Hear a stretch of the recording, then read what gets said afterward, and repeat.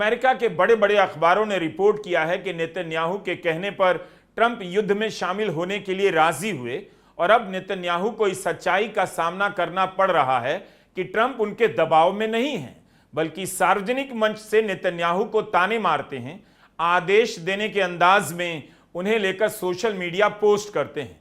कल तक जो अखबार नेतन्याहू के दावों और दलीलों को ज्यों का त्यों छाप रहे थे, अब वही अखबार लिखने लगे हैं डील को लेकर चुनाव में नेतन्याहू को वोटर के गुस्से का सामना करना पड़ सकता है।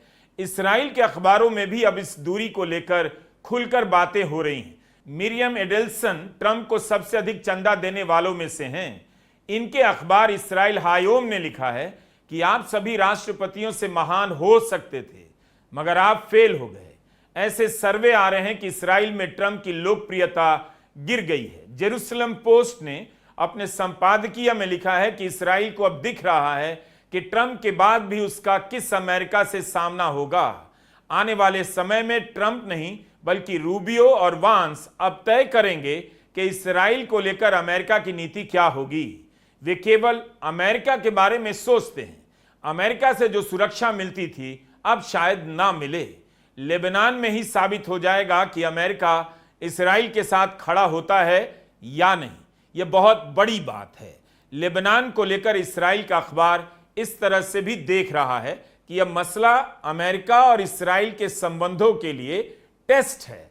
अगर लेबनान पर हमले के कारण ईरान ने इस्राएल पर हमला किया और अमेरिका ने इस्राएल का साथ नहीं दिया, तब फिर लंबे समय के लिए दोनों के रिश्तों में गहरी दरार पड़ जाएगी। इस्राएल के राष्ट्रीय सुरक्षा मंत्री बेन ग्विर ने कहा है कि लेबनान को जला देंगे। जिस तरह से इस्राएल के मंत्री लेबनान को लेकर बयान दे रहे हैं, उससे साफ पता चलता है नेतन्याहू बौखला गए हैं। वो अमेरिका को मजबूर करना चाहते हैं कि डील से पीछे हट जाए, लेकिन साइन करने के बाद क्या ट्रंप अब पीछे हट सकते हैं? न्यूयॉर्क टाइम्स में इस डील के बारे में लिखा है कि यह इस्राएल के किसी भी उद्देश्य को पूरा नहीं करती।